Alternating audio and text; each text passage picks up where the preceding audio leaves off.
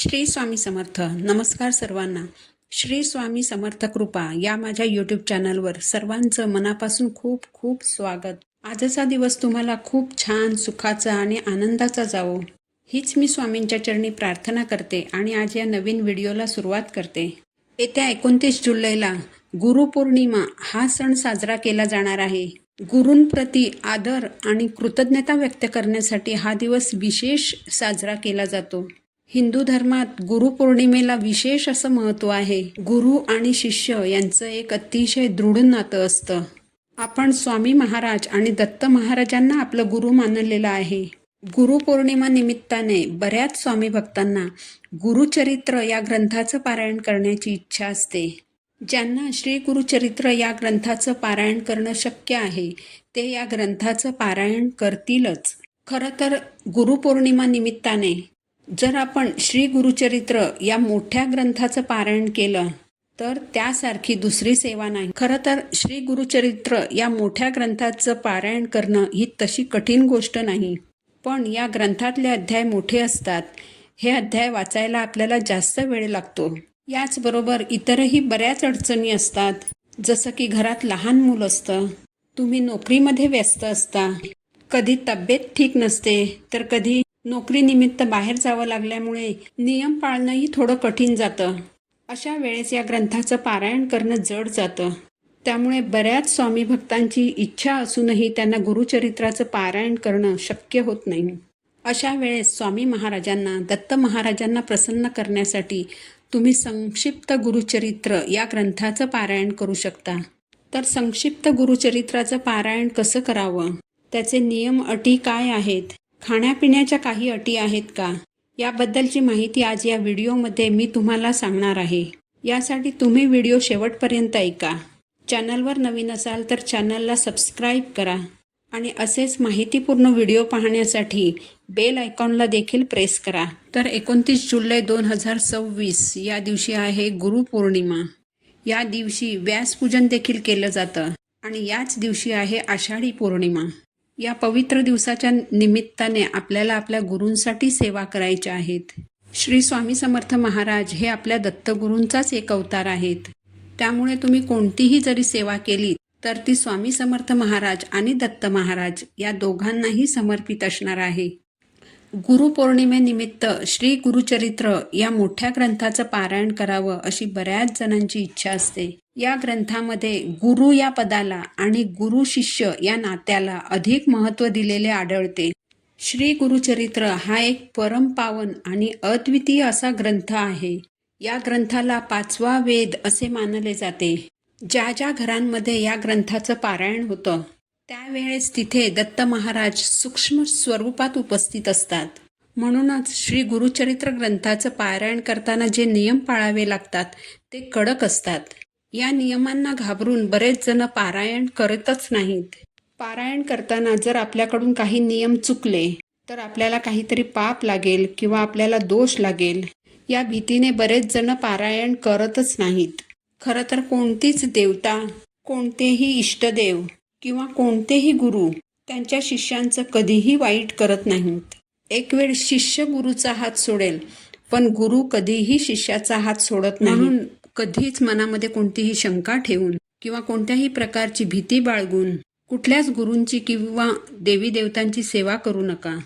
गुरु आणि शिष्यामध्ये कधीही भीतीदायक नातं नसावं, तर गुरु आणि शिष्यामधील नातं हे अतिशय पवित्र आणि दृढ असायला हवं. इतकं दृढ की माझे गुरु मला कधीही एकटं सोडणार नाहीत, इतका अतूट विश्वास आपल्याला आपल्या गुरूंवर असायला हवा. तरच आपण केलेली सेवा ही आपल्या गुरूंपर्यंत 100% पोहोचते आणि त्यामुळे तुमच्या आयुष्यात ज्या काही अडचणी असतात, संकट असतात, ती सगळी दूर होतात.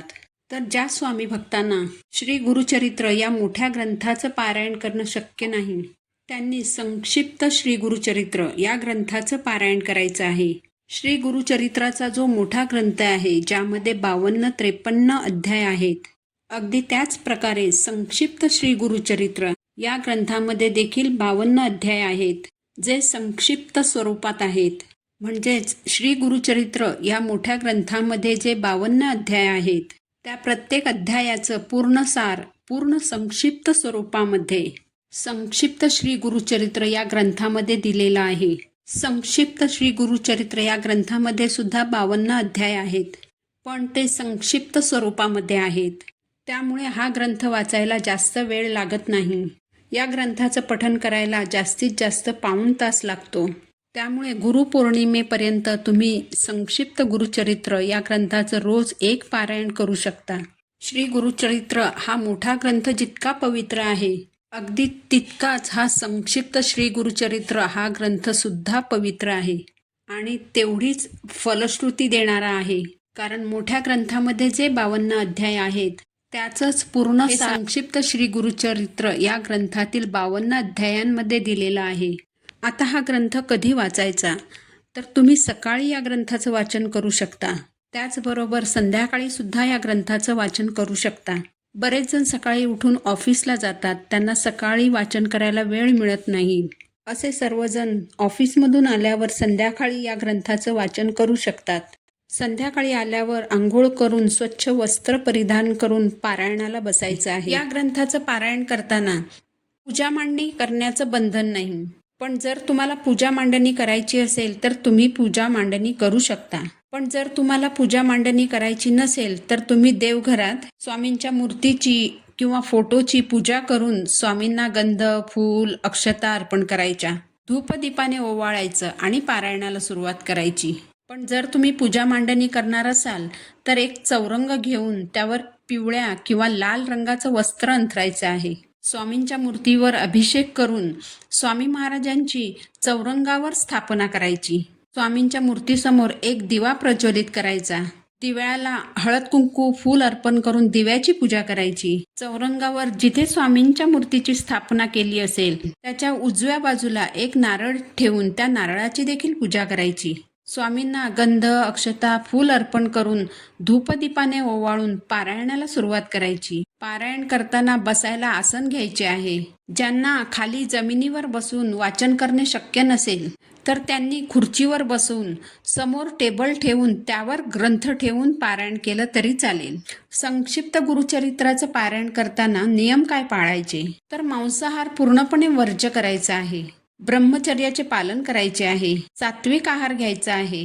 तुम्हाला जर शक्य असेल तर तुम्ही कांदा लसूण विरहित आहार देखील घेऊ शकता. या ग्रंथाचं वाचन झाल्यानंतर महाराजांची आरती करायची आहे. यानंतर महाराजांना नैवेद्य दाखवायचा. तुमच्या घरात जे जेवण तुम्ही स्वतःसाठी बनवणार आहात त्याचाच नैवेद्य महाराजांना दाखवायचा आहे. तुम्ही महाराजांना दूध साखरेचा, खडी साखरेचा नैवेद्यही दाखवू शकता. नैवेद्यावर तुळशीचं पान ठेवायला विसरायचं नाही. सगळ्यात महत्त्वाचा जो नियम आहे तो म्हणजे मांसाहार पूर्णपणे बंद करायचा आहे. या नियमाचं पालन करायचंच आहे. मासिक अडचण, विटाळ किंवा सूतक आलं तर सेवा तेवढे दिवस बंद करायची. जेवढे दिवस सेवा चालू असणार आहे तेवढे दिवस घरामध्ये दोन्ही वेळेला गोमूत्र शिंपडायचं आहे. जितकं जमेल तितकं घराचं पावित्र्य राखायचं आहे आणि गुरुपौर्णिमेपर्यंत अगदी चांगल्या प्रकारे पारायण पूर्ण करायचं आहे. तर गुरुपौर्णिमेपर्यंत ज्यांना श्री गुरुचरित्र या मोठ्या ग्रंथाचं वाचन करणं शक्य नाही त्यांनी संक्षिप्त श्री गुरुचरित्र या ग्रंथाचं वाचन नक्की करा. तुम्ही केलेल्या सेवेचं फळ स्वामी महाराज तुम्हाला देतीलच, कारण आपले स्वामी महाराज कुणाचीच जोडी रिकामी ठेवत नाहीत. आपण छोटीशी सेवा जरी केली तर महाराज आपल्याला भरभरून देतात. ही माहिती जर तुम्हाला आवडली असेल तर व्हिडिओला लाईक करा, चॅनलला सबस्क्राईब करा. पुन्हा भेटू नवीन व्हिडिओसोबत. श्री स्वामी समर्थ.